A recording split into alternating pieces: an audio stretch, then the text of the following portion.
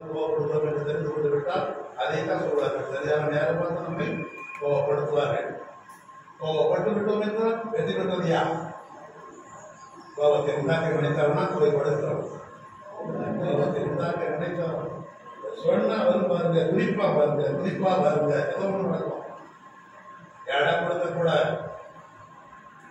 சட்டமன்றம் கூடியிருக்கிறது, அன்றைய முதலமைச்சர் இருக்கிறார். அவர் மேலே நிறைய குற்றச்சாட்டுகள், உண்மையான குற்றச்சாட்டு கூட இருக்கலாம்.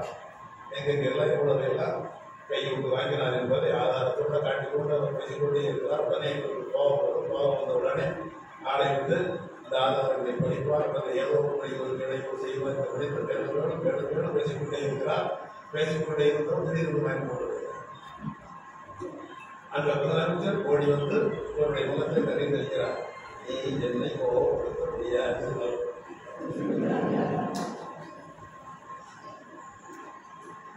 இதுதான் வலிமை.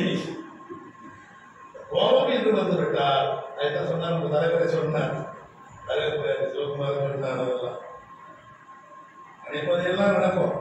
கொள்ளா வெகுளியடி